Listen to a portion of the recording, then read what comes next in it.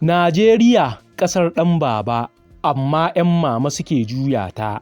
Domin kimar bazawara ta fi ta matar aure, agola ya fi ɗan masu gida. Ita ce ƙasar da 'yar dandike hawa GLK, mai halin ƙwarai tana bisa jaki. Baƙi da tsaro, 'yan ƙasa da tsoro. 'Yan ƙasar waje a ba su kyautar mota, 'yan ƙasa a ba su bashin keke. Ita ce biro zai ɗauki abin da ko jirgin ruwa ba zai kwashe ba. Yau ga attajirar ƙasa da neman bashi, kuma bashin kuɗin ruwa ba fashi. 'Yan ƙasa na tono, 'yan cirani na kwashewa. Shugaban ƙasa ya yi rance, gwamnoni da zubin adashe. Wanda ya kamata ku gansu a ɗaure, su suke rabon motoci, da rabon tarin ɗaruruwan miliyoyi, da nufin neman ragaman mulkin ku. Kai kuma talaka kana sai kun yi. Ku da kanku ku je ku ɗauki garwashi ku saka wa ciyawa, sai bayan gobara ta tashi sai ku je ku yi wa Allah ƙarya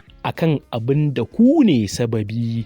Najeriya tudun tsallakan mai laifi, wanda ya gina gida in ya zagi ɗan haya ya kwana a ɗaure. Shi ko ɗan haya in ya ga dama ya mari mai gidan, a kuma ƙwace gidan a bashi tukuici kyauta. Ƙasar da talaka zai ɗauki kyautar rago ya ba ɗan takara, shi kuma ya fita neman rogo. Najeriya matsugunin 'yan wasan kwaikwayon da babu irinsu. Ita ce ƙasar da za ta ba wa kyautar sutura ga wasu, alhalin tana ganin 'yan ƙasa a tsaraice. Kaga giwa mai kokawar ta shanye ruwan da aka zuba wa 'ya'yan kaji, mai sojoji sama da 100,000 da makamai, amma ta tafi neman a taimaka mata da 'yan banga domin su magance mata matsalar 'yan fashi da makamai. Domin akwai abin dubawa, a ga mai gadi ya bankar kaza yana ci a gaban kujeran gadinsa, amma ga 'ya'yan masu gidan sun fita da kwano sun je waje neman awara,